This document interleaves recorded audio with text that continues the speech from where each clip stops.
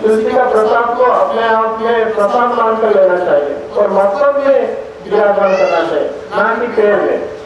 इसलिए हमारे गौड़ीय धारा के जो एक महानतम आचार्य हैं, जिनको सप्तम गोस्वामी कहा जाता है, वो भक्ति विनोद ठाकुर, वो बोले हैं कि कलिकाल में कैसे भंड साधु, नकली साधु निकलेंगे, उनके बारे में वो पहले से ही परिचय दे दिए।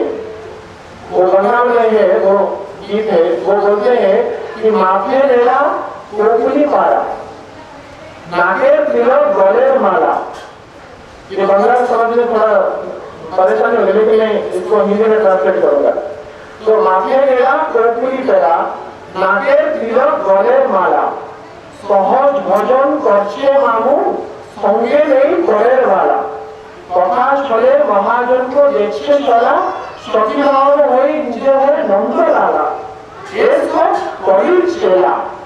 इसमें पहले लाइन में बोला जाता है कि माथे मेरा, अच्छी तरह मस्तक को टाइप करके मुंडन करके अच्छी तरह बैठ लेंगे, अच्छा सिंहासन होगा, स्वर्ण का सिंहासन होगा, अपने आप को भगवान बोलेंगे, माथे मेरा कोट नहीं पड़ा, और अंग में को अपने शरीर में कुछ भी वस्त्र नहीं होगा, सिर्फ कोटली जो इंटरनल पहनते हैं वो सिर्फ कोटली पहनेंगे, माथे मेरा कोटली पहना, नाके तिलक, इतना बड़ा बड़ा तिलक करके घूमेंगे, बड़ा बड़ा तिलक, दिखावटी, अंजलि नहीं होता है, दिखावटी होता है। नाके तिलक गले माला, और गले में मोटा मोटा माला, ऐसा कि तुलसी का पत्ता का माला भी धारण करेंगे, जैसे कि भगवान को जीवन चला जाता है। माथे मेरा नाके तिलक गले माला, सहज भजन करछे मामू। सहजा भजन क्या होता है बेटा? हरिया हरिया बोल मागुर माछे झोल जुवती संगे को। इसका मीनिंग है, हम तो हरी हरी कहते हैं, मागुर माछ मछली का झोल खाते हैं तो क्या प्रॉब्लम है? हरी तो बोलते हैं ना बेटा, हरिया हरिया बोल मागुर माछे झोल जुवती संगे को। और जो सुंदर युवती है उनके साथ हम कृष्ण जैसा घूमेंगे, वो सहजा भजन बोलते हैं। सहज भजन करछे मामू, संगे नहीं परेर वाला, और संग में वो अन्य दूसरी की औरत को लेकर घूमते हैं। इस टाइप का भंड साधु इस कलिकाल में अब निकलेंगे, ये भविष्यवाणी किया है। संगे नहीं परेर वाला, कथा छले महाजन को देखछे छला, और बात बात में जो असली महाजन है, जो असली साधु है, जो भक्त है, उनको वो पॉइंट आउट करेंगे और बोलेंगे ये गलत है, हम ठीक है, हम भगवान है, ये भगवान को नहीं जानते। कथा छले महाजन को देखछे छला, सखी भाव होई निज है नंद लाला, और सखी भाव में रहेंगे, बोलेंगे हम सखा है और पृथ्वी के जितने भी औरत हैं हमारे सखी हैं। सखी भाव हुई निज है नंद लाला, क्योंकि ये अपने आप को बोलेंगे कि मैं नंद लाला हूँ, मैं नंद का पुत्र हूँ, मैं भगवान कृष्ण हूँ। इस तरह का साधु निकलेंगे कलिकाल में। सखी भाव हुई निज है नंद लाला, लेकिन लास्ट में भक्ति विनोद ठाकुर कहते हैं ये सब कलियुग चेला, ये वास्तविक साधु नहीं है, ये वास्तविक भगवान नहीं है, ये कली का रिप्रेजेंटेटिव है, ये कली का चेला है। इसीलिए हमको साधु को पहचानने के लिए शास्त्र के आना चाहिए, शास्त्र की दृष्टि चाहिए। शास्त्र में लिखा गया है कौन भगवान है, कौन भक्त है, इस बारे में डिटेल लिखा गया है। ब्रह्म संहिता में कहा जाता है कि ईश्वर हो परम कृष्ण, ईश्वर कौन है? कृष्ण है। ईश्वर हो परम कृष्ण सच्चिदानंद विग्रह, जिनके विग्रह सच्चिद आनंदमय है, सच्चिद आनंदमय है। हमारा शरीर तो विनाश शरीर है, भौतिक शरीर है, लेकिन भगवान का शरीर है जो इटर्नल शरीर है, आध्यात्मिक शरीर है, सच्चिद आनंदमय विग्रह है। और वो हर एक जगह में, हर एक वस्तु में विराजमान करते हैं।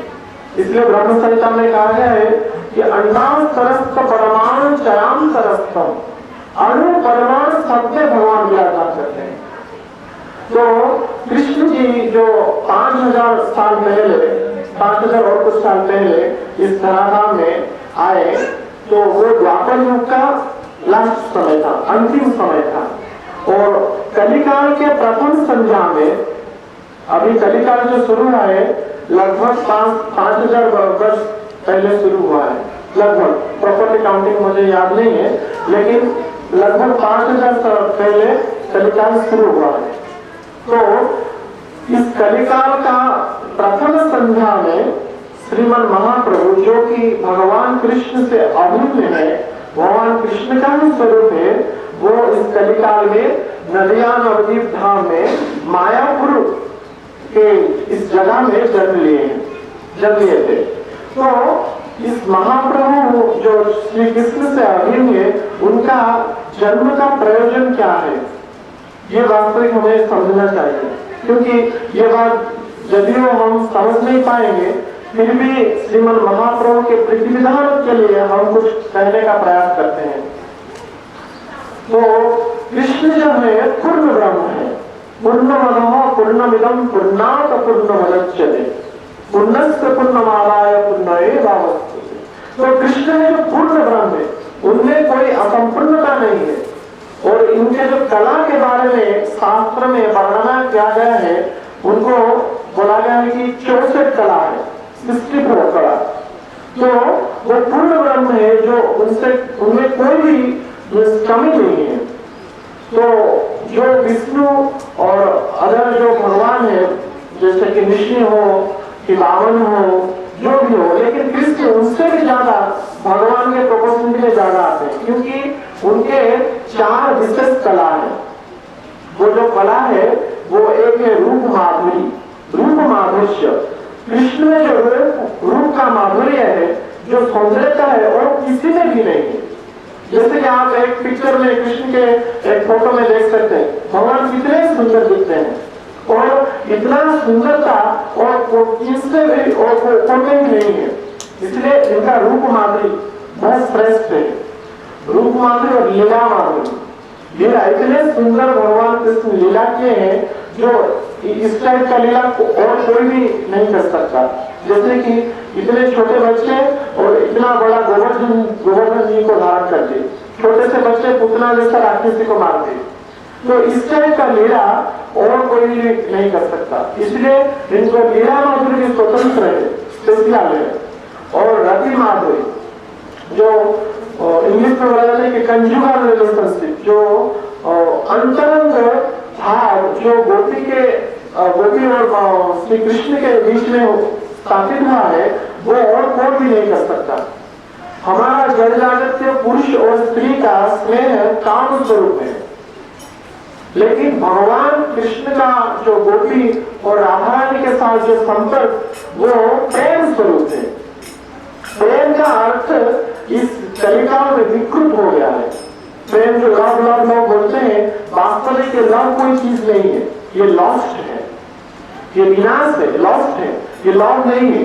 लव कैसा होता है, जैसे प्रेम, जैसे कि राधा रानी बोलती है कृष्ण को कि हे कृष्ण, तुम अगर इस गोपी को प्रेम करते हो तो मैं इस गोपी का सेवा करूंगा, उस गोपी का मैं सेवा करूंगा, तो आपके प्रेम में वर्धन होगा। तो यही प्रेम है। अगर हमारा कोई प्रियजन ऐसा है तो हम इस टाइप का सेवा उस प्रियजन के बारे में नहीं कर सकते। तो प्रेम है जो इस कलिकाल में विकृत होकर काम जैसा स्वरूप हो गया है। लेकिन भगवान का जो राधा रानी और गोपी के साथ जो संपर्क, वो वास्तविक प्रेम है। गोपी गीत में गोपियां कहती हैं कि पति सुता दया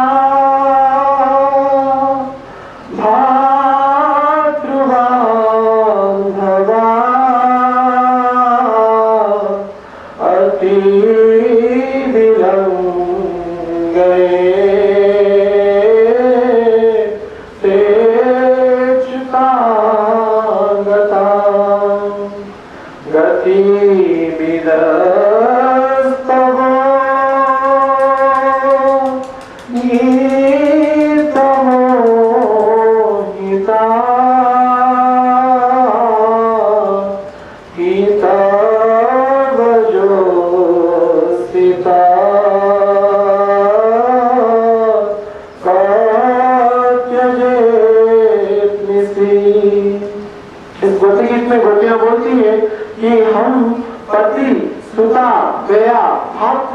माधवा, ये सब कुछ छोड़ दिए। किस लिए? कृष्ण के लिए। कृष्ण के लिए कृष्ण को संबोधित करके गोपियां बोलती है, और अति विलंगे ते अच्युतागतम, जो कृष्ण है वो अच्युत है, उनमें कोई च्युत नहीं है, वो अच्युत है, वो अविनाशी है। इसलिए वो भौतिक जो पति सुता, उनके पुत्र परिजन बंधु बांधव सबको छोड़ दिए, और इसलिए भगवान कृष्ण को आह्वान करते हैं। तो इस टाइप का जो प्रेम संपर्क है वो सिर्फ गोपी और कृष्ण के बीच में ही हो सकता है। जगजागत्य के पुरुष और स्त्री में कोई भी इतना प्रेम संपर्क स्थापित नहीं कर सकता। तो भगवान कृष्ण का ये लीला माधुरी स्वतंत्र है और रति माधुरी स्वतंत्र है, और एक है आखिरी है और बंसी का माधुरी, वेणु माधुरी। ये सब वर्णना चौसठी की जो कला है वो रूप गोस्वामी अपने भक्ति रसामृत सिंधु ग्रंथ में लिखे हैं। तो इस चार स्वतंत्र कला सिर्फ कृष्ण के बीच में ही है। तो वही कृष्ण इस कलिकाल में 500 वर्ष पूर्व नदिया नवदीप मायापुर स्थित में जन्म लिए हैं। क्यों? उनका एक अंतरंग कारण है, उनका मेन जो रीजन है इस कलिकाल में जन्म लेने का, प्रेम का बंटन करना, प्रेम का वितरण करना। इसलिए कविराज गोस्वामी अपने चैतन्य चरितामृत में कहते हैं, ब्रह्मार दुर्लभ प्रेमा सदाकारे जाचे अधम पतित पावना ईशु नाही वाचे। ये बंगाल में है, इसका मीनिंग है ब्रह्मांड दुर्लभ प्रेम सदाकारे जाचे। जो ब्रह्मा जी को सत्यलोक में भी दुर्लभ है, जिस प्रेम हम जैसे पति अधम पतित पामर, हम जैसे कलिकाल में अधम और पतित लोग हैं, उनको महाप्रभु ऐसे ही दे देते हैं। ईश्वर की बात है, वो ऐसे विचार नहीं करते कि ये निम्न लोग है और ये ब्राह्मण है, ये वैश्य है, ये क्षत्रिय है, ये शूद्र है, ऐसा विचार नहीं करते। महाप्रभु ब्रह्मा जी को भी जो दुर्लभ है, आप अनुमान नहीं लगा सकते। हम जो हरे कृष्ण महामंत्र कीर्तन करते हैं वो ब्रह्मा जी को सत्यलोक में ही दुर्लभ है। यहाँ जैसा भगवान को हम स्मरण करते हैं, कीर्तन करते हैं, वहाँ इतना सुलभ नहीं है। इसलिए कविराज गोस्वामी अपने चैतन्य चरितामृत में कहते हैं